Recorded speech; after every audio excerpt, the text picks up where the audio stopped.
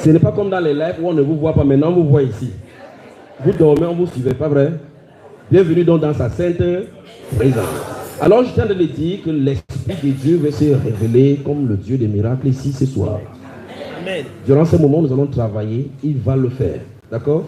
Amen. Mais au préalable, il faut qu'on constitue, on fait des bases, si vous le voulez bien. Ça ne vous dérange pas qu'on lise la parole, non? Ça ne vous dérange pas qu'on lise la parole? Très bien. Quelqu'un aura, qui peut avoir un micro pour lire la parole là-bas? Qui peut ouvrir la parole, lire sans problème?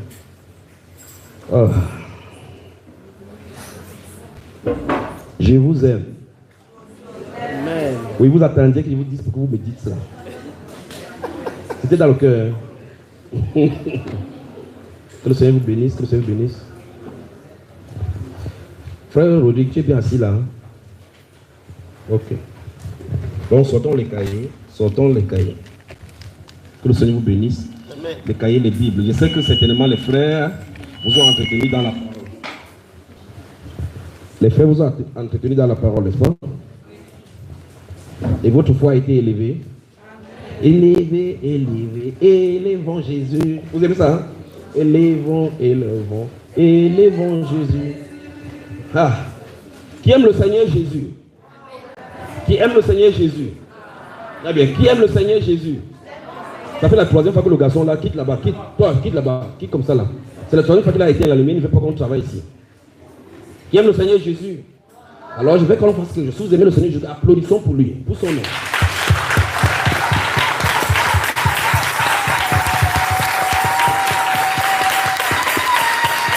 Alléluia.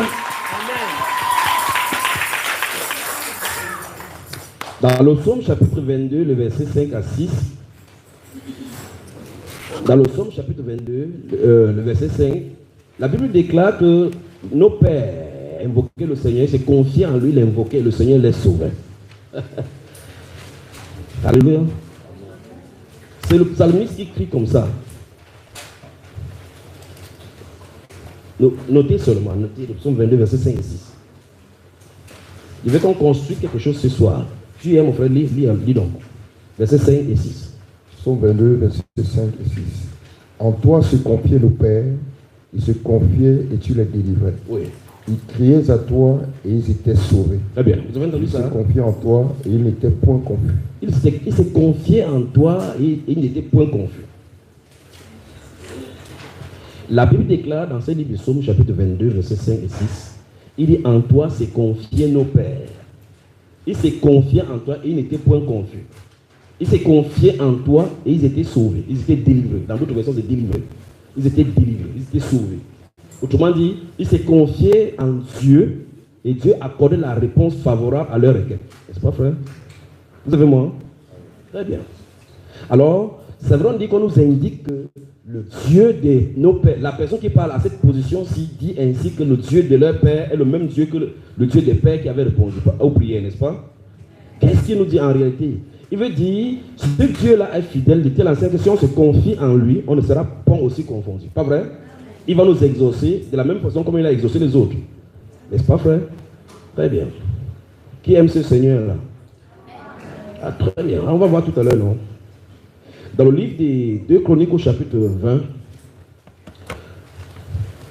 dans 2 Chroniques chapitre 20, à partir du verset 1, si vous prenez le verset 1 jusqu'au verset 22, mais je vais réciter ce qui est écrit là-bas, on va prendre les passages qui s'y trouvent, Dieu voulant. Dans le chapitre 22, chapitre 20, à partir du verset 1, la Bible déclare qu'Israël restait tranquille, ça c'était sous le règne de Josaphat le roi. La Bible déclare que les Moabites, les fils d'Ammon et les autres troupes sont ligués contre le roi d'Israël. Dès que la nouvelle a eu à parvenir au roi Josaphat, la Bible déclare la frayeur l'a saisi. Que la quoi? Que la frayeur l'a saisi.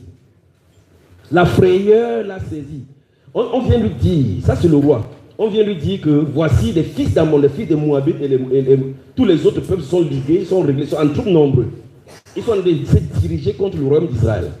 À cette nouvelle, sachant qu'Israël ne peut pas tenir ferme contre eux, la frayeur l'a saisi. La frayeur, c'est-à-dire qu'il y a une mauvaise nouvelle, mais il y a la frayeur. En tant qu'être humain, c'est normal dans les normes que tu aies la frayeur quand il y a une mauvaise nouvelle.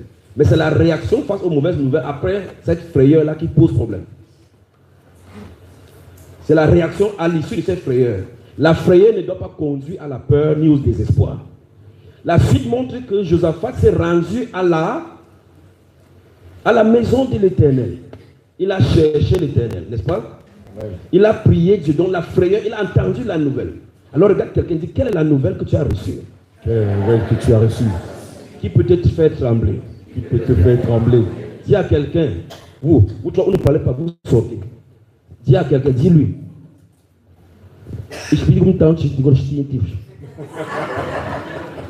Tu n'as rien compris. Alors je parle en français, tu n'as pas compris. Parle en allemand, tu ne comprends pas. Dis-lui. Dis à quelqu'un à côté de toi, dis quelle est la nouvelle que tu as reçue. Quelle est la nouvelle que tu as reçue? Qui peut te faire peur? Qui peut te faire peur? Qui peut te faire trembler? Qui peut te faire trembler? Alors il y a ton attitude compte. Il y a des gens qui disent à eux-mêmes comme ça que ton attitude compte. Parce qu'ils savent que lui-même a reçu de mauvaises nouvelles. Dis à quelqu'un, c'est pour. Regarde, pendant que vous dites à quelqu'un, la personne vous dit ça, vous vous encouragez les uns les autres. Ce qu'il vous dit là, c'est pour vous encourager les uns les autres, vous exhorter les uns les autres, d'accord? C'est pour ça qu'il dit, dis à ton voisin. C'est pour que ensemble, vous vous encouragez que tu n'es pas seul dans cette affaire-là. Nous sommes ensemble, d'accord? Alors regarde quelqu'un droit dans les yeux, dis, quelle est la nouvelle que tu as reçue que tu fais? Tu as reçu. Ton attitude compte. Ton attitude compte. Fais comme Josaphat. Consulte le Seigneur. Consulte le Seigneur. Mais ne t'inquiète pas. Mais ne t'inquiète pas. Ici, tu es sous sa présence. Dans sa présence. Dans sa présence. Et là-bas, c'est écrit le Dieu des miracles. Là-bas, c'est écrit le Dieu des miracles. Regardez, là-bas, c'est écrit le Dieu des miracles. Là-bas, c'est écrit le Dieu des miracles. Oui. Regardez à l'angle là-bas. Le Dieu des miracles. Si vous ne parvenez pas à voir, verset 20, il a dit qu'on confiez-vous en ses prophètes, croyez seulement. Amen. Amen. C'est pas ce qu'il a dit. Amen. Très bien. La Bible déclare donc, Josaphat va crier à l'Éternel, invoquer le Seigneur, et puis il va citer en amenant dans la pensée de Dieu, c'est Psaume chapitre 22, en lui rappelant toujours que quand les gens allaient en guerre, ils se confiaient en lui, le Dieu de ses pères là les délivrait. N'est-ce pas, frère? Il lui déclare qu'alors qu'ils étaient rassemblés, l'Esprit de Dieu va tomber sur le fils de Jakazi. N'est-ce pas? Il va commencer à prophétiser. Que ne craignez point. Vous n'avez rien à combattre dans cette affaire. C'est Dieu qui va combattre pour vous. C'est Dieu qui va combattre pour vous. Donc dis à quelqu'un, ne crains point. Ne crains point. Dis ne crains point. Ne crains point. Le Seigneur est de ton côté. Le plus grave dans cette histoire, dans ces gens 2 Chroniques chapitre 20, c'est que lorsque il tient une embuscade, avant que Dieu ne manifeste l'embuscade, c'est le chant qui chantait. Ce n'est pas bien pour ceux qui savent consulter les choses de l'armée. Vous pouvez pas aller dans une brousse, vous cachez, vous faites des bruits pour que l'ennemi sache que vous êtes là. C'est-à-dire qu'il chantait à haute voix en allant combattre. C'est-à-dire qu'avec le chant, l'ennemi sait exactement où il se trouve. C'est un combat atypique. Normalement, quand on part combattre de tel genre, on se cache dans les songos, on se cache. On utilise des choses pour se camoufler. Les tenues militaires, on appelle camoufler. Là, ça te permet de dissimuler dans les airs. Mais on leur dit qu'ils chantent. Donc, ils font des bruits avec des tambours. Ils chantent. Les sacrificateurs prennent des vins. Ils sonnent des trompettes au point où les ennemis l'entendent. Donc, ils se livrent leur position à l'ennemi. Pourquoi? Parce que le Dieu qui combat pour eux est entre eux et les ennemis. Alors, on ne craignez point. Vous êtes là? Très bien. Alors, quelles que soient donc les nouvelles que tu as reçues, cela, peu importe la nouvelle, peu importe l'origine, peu importe la situation, Jésus-Christ est Seigneur. Amen. Peu importe. Le lendemain, avant la bataille, le roi Josaphat va faire la revue de la troupe. Et puis c'est lui-même qui avait exhorté le peuple dans le verset 20, dans Saint Jean 2 Chroniques chapitre 20, le verset 22, verset 20. Il dit, peuple, qu'on se confie en l'Éternel. Vous avez vu ça? Qu'on croit au Seigneur et qu'on se confie en ses prophètes. Faites confiance à ce qu'ils ont dit. Faites confiance à ce qu'ils ont dit. Croyez en Dieu et croyez à ce que les prophètes disent. Il dit, dans ces cas, vous réussirez. Ce n'est pas le rapport médical qui est le dernier mot. Tout ce qu'ils savent faire, c'est effrayer les gens. Quand on te met un truc sur le corps, comme ça, oui, on met ton sang. La machine dit quelque chose que la machine eux-mêmes ils ont créé. Il te regarde comme ça. Tu qu'on a dit docteur, c'est quoi? Il dit c'est mauvais. C'est mauvais. Il commence à, il dit que non, c'est l'autre personne qui va interpréter. Ton cœur commence à faire pap. Dites arrête papa. Crois au Seigneur. Ne crains point. La foi en notre Seigneur Jésus-Christ se manifeste justement quand il y a les mauvaises nouvelles. C'est notre attitude. Mais souvenez-vous de Josaphat, il a reçu cette mauvaise nouvelle-là, mais la frayeur est venue, il se confiait en Dieu. Vous avez su, frère? Alors regarde encore quelqu'un, tu dis, quelle mauvaise nouvelle as-tu reçue? Ne crains point. Jésus-Christ est Seigneur. Le Dieu des miracles est le même hier, aujourd'hui, pour toujours. Vous croyez ce que vous récitez là? Vous croyez? Très bien. Que Dieu donc vous bénisse.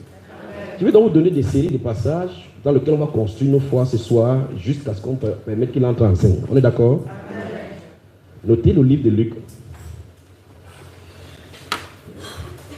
Le Dieu qui opère des miracles. Pendant que vous allez les prendre pour noter, l'un des grands miracles que le Seigneur a fait, c'était le miracle de la croix, en donnant sa vie pour réconcilier le monde avec lui-même. Après ce miracle-là, le deuxième miracle, c'est l'effectivité de cette réconciliation. C'est-à-dire que la croix s'accomplit en toi au point où Dieu lui-même habite en toi par son esprit. Voilà le deuxième miracle.